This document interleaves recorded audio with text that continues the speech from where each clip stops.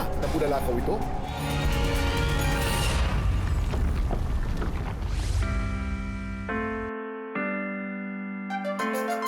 May tuturing bang maganda ang pasok ng taon para sa mga taga Valencia, Negros Oriental? Kung biniyayaan sila ng langit ng pagkakataong humiling mula sa isang bulalakaw. Hala, bulalakaw! Sa video ito, paulit-ulit kang sinasambit ng isang babae. Ang di umano'y bulalakaw na kanilang namataan. Ang babae sa likod ng viral video, si Rhea, 33 years old. Galing po ako sa hospital noon. Pag-uwi ko po ng bahay, alas 6 na po yun ng gabi. Yung kapatid ko pong babae, bigla po siyang sumisigaw sa labas. Kwento ng kapatid niya, nakakita raw siya ng tila batong umiilaw na bumagsak mula sa kalangitan. Nung mula sa taas pa, maliit pa yung apoy niya. Tapos, pagbagsak niya, umalat na siya dun sa 100 meters away lang dito yung layo. Pagkalabas ko, parang may malaking sunog na po siya sa area. Kinuha ko yung cellphone ko, tapos nabidyohan ko nga po siya, parang sunog siya. Hindi raw akalain ni Rhea na ang video na in-upload niya, mabilis na magbabiral. Ang sinasabi nilang bulalakaw, bumagsak daw sa bubong ng isang bahay. Pero ang katakataka, hindi raw ito namalayan ang nakatira doon. Nalaman na nga lang daw nila ang tukol dito nang mapanood ng video. Dahil sa video ni Rhea, napasugod na rin sa lugar ang mga otoridad para Manghamangha at kahanga-hanga, pinusuan, sinare at community sa interes ng online universe. Pero bakit nga ba nag-viral ang mga video ito? Samahan niyo akong himayin at alamin ang mga kwento sa likod ng mga viral video at trending topic dito lang sa Dami mong alam, Kuya Kim! At Dapat Kayo Rin. May pamahiing Pinoy na may dalang malas sa mga kwago. Pero paano naman magiging malas kung bibisitahin kayo sa bahay ninyo ng super cute na baby owl na ito? Nung hinuhuli nila yung owl, actually natatakot din ako kasi nga baka biglang lumipad.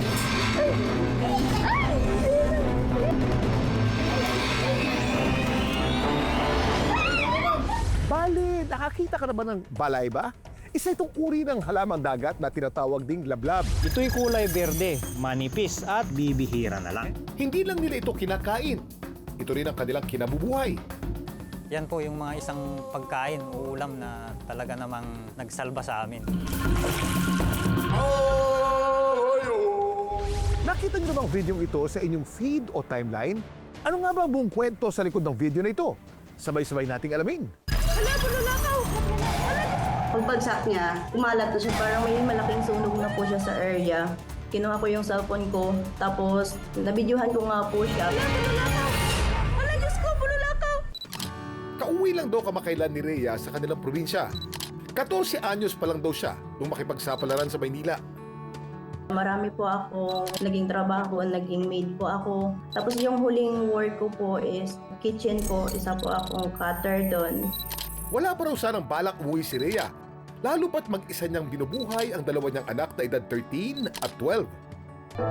Pero si Rhea na-diagnose na may tumor sa ovaryo o ovarian cyst. Hindi na po ako fit to work, kaya pinag-resign na muna ako. Sa April,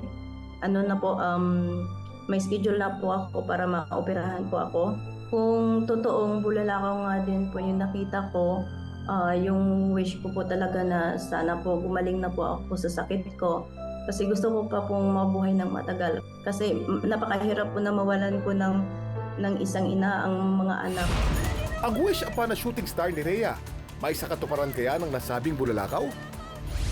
Ang bulalakaw ay tumutukoy sa isang meteor na pawang maliit na debris mula sa outer space na pumapasok sa atmosfera ng daigdig. At nagiging meteorite kapag tuluyang bumagsak sa lupa. Ang dami mong alam, Kuya Kim! Pero bakit nga ba tayo nagwi-wish sa tuwing nakakakita tayo ng bulalakaw? Matagal na yung paniniwala na kapag nakakakita tayo ng bulalakaw, ang unang ginagawa natin ay nagwi-wish tayo, no?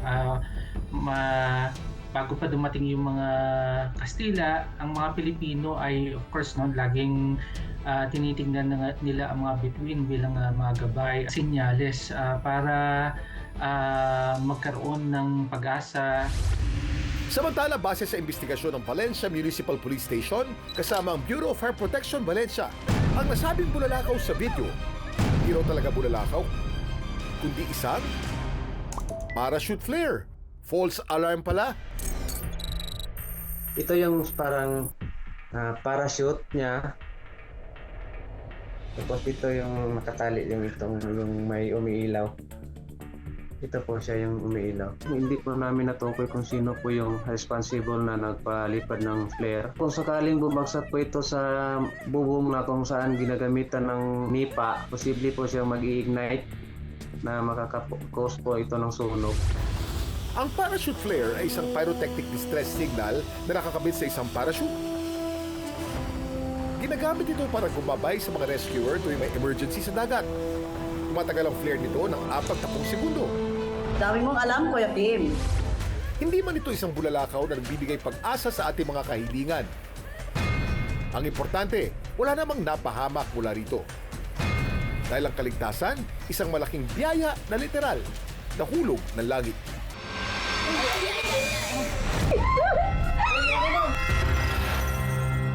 Siya, hindi ako makapasok ng kwarto. Natatakot ako.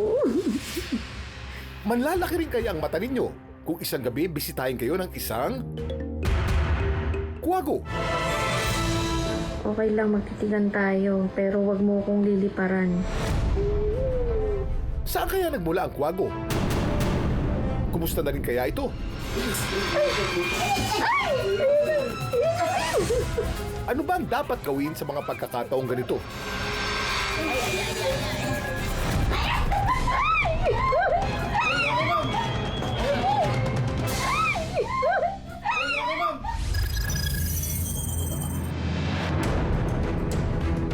Ang may-ari ng video na siya rin dinalaw ng kwago.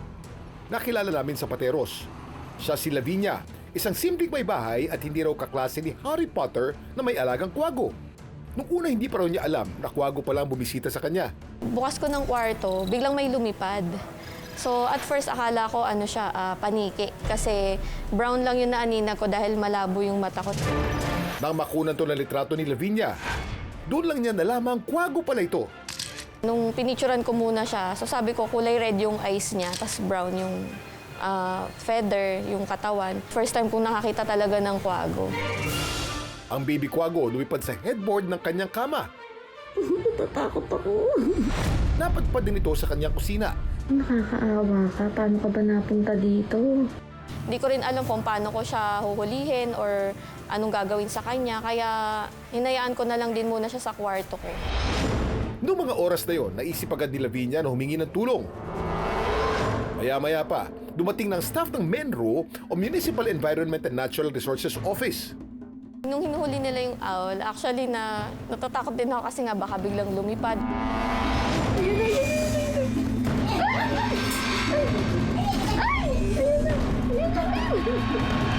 Ano kaya kahahantungan ng tagpong ito?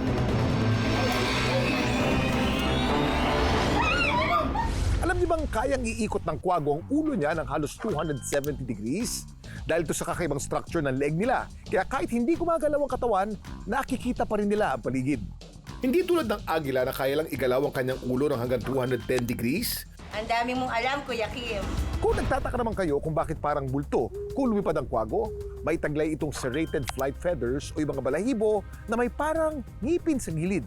Ito ang tila nagsasplice sa hangin at pumipigil sa tunog, kaya halos walang ingay ang paglapit nila sa daga, insekto at maliliit na hayop. Kaya naman pala sa video, mas maingay pa sina Lavinia kaysa sa paglipad ng kwago.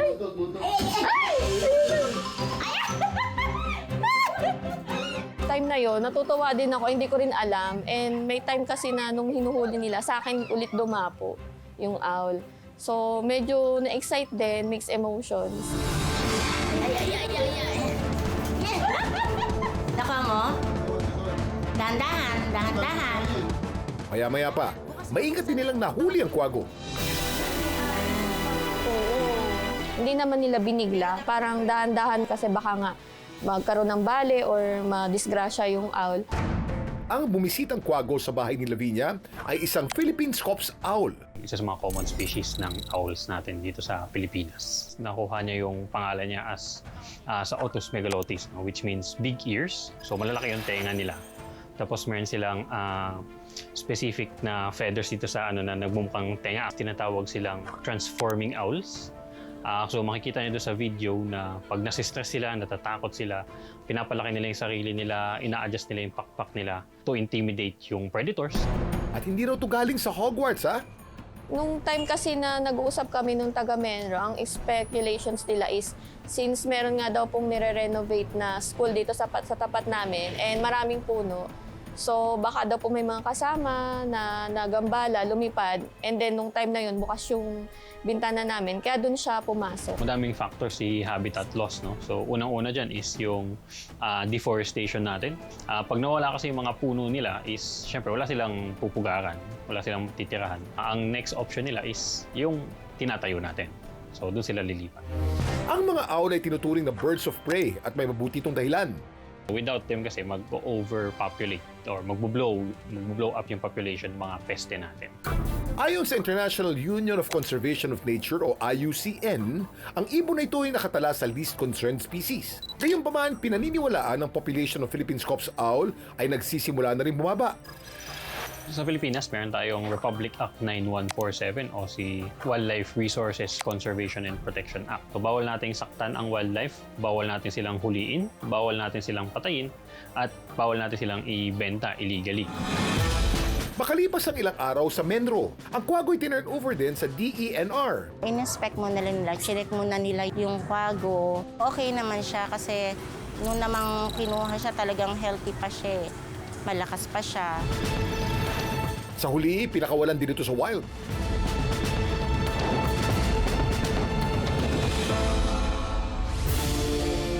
Kung makaengkwentro man kayo ng wild animal sa ating tahanan tulad ni Lavinia, araling mabuti ang mga dapat gawin. Tulad ng tao, ang mga hayop gaya ng kwago ay prone din sa stress na pwedeng makasama sa kanilang kalusugan. Kaya dapat natin silang ingatan dahil ang bawat hayop sa mundo may kanya-kanyang papel sa ating kalikasan. Ito'y kulay berde, manipis at pahaba. Ito ay isang uri ng damo na nabubuhay lamang sa ilalim ng tubig tabang. Sa ngayon, bibihira na lang. Ang mga damong espesyal daw hinuhugot ng mga lalaking ito sa sapa. Hindi lang nila ito kinakain. Ito rin ang kanilang kinabubuhay. Yan po yung mga isang pagkain o ulam na talaga namang nagsalba sa amin. Ito ang balayba. Bakit nga ba ito kakaiba?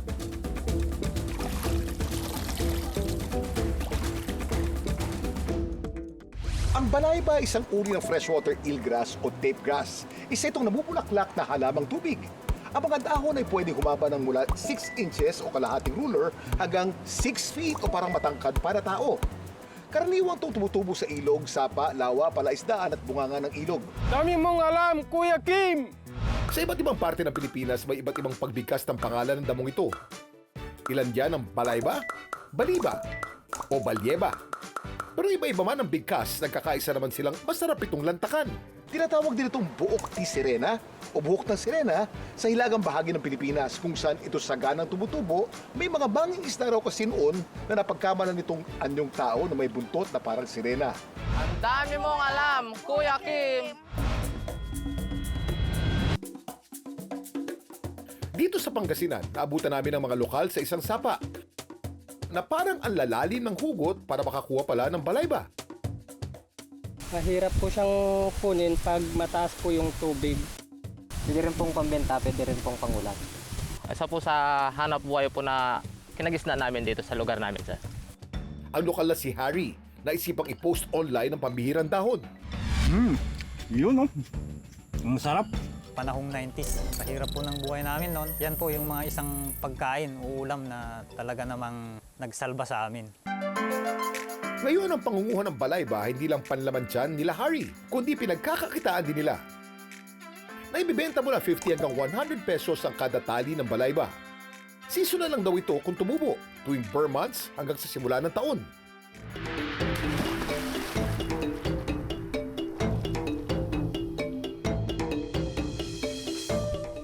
Pagka ganong kalalim, binubunot po namin. Saka ang kinukuha lang naman kasi dito is yung pinakatalbos niya. The best daw itong kainin ng sariwa o kilawin. Kailangan po nating hugasan ng mabuti para kahit papaano naman, malinis pag linuto natin.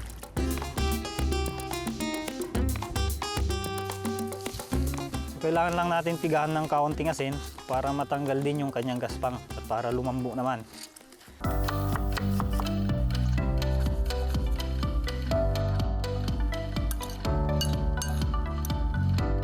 Pwede rin itong isahog sa mga ulam, katulad ng tinola at sinabawang isda. Masarap po siyang ngayain dahil crunchy. Malinamnam. Masarap po siya. Parang seaweeds lang din. Kahit na mukhang green leafy vegetable ang balayba, wala pang sapat na pag-aaral na magsasabing mayaman ito sa fiber. It is high in phosphorus, it is high in calcium, it is also high in iron din. Ang calcium is primarily for bone structure and also phosphorus.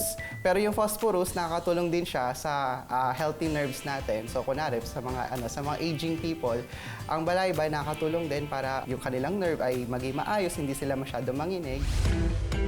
Ang totoo niyan, may hugot din si Harry kung bakit niya pinost ang balayba online. Sa totoo lang po, yung balayba po sa lugar namin, hindi na po ganun karami. Kumbaga, paubos na rin. Kaya naisipan ko pong i-content para ma-refresh po sa isipan. Mga bagong henerasyon, malalaman nila na mayroon palang pagkain ng ganun. Sa pag-share ni Harry tungkol sa balayba, na ipaalala niya sa atin na may mga simpleng yaman ng ating paligid na unti-unti na nating nakakalimutan. Mga yaman na magsasalba sa atin sa oras ng pangangailangan. Kaya minsan, kailangan lang ng isang tao na magkwento para ang nakaligtaan ay muling mapansin ng buong mundo. Ang dami mong alam, Kuya Kim! May mga kwento rin ba kayong viral worthy? Just follow our Facebook page, Dami Mong Alam Kuya Kim, at ishare nyo doon ang inyong video. Anong malay nyo? Next week, kayo naman ang isasalang at pag-uusapan. Hanggang sa muli, sama-sama nating alamin ang mga kwento at aral sa likod ng mga videong nag-viral dito lang sa Dami mong alam, Kuya Kim! Dami mo alam, Kuya Kim! At dapat kayo rin.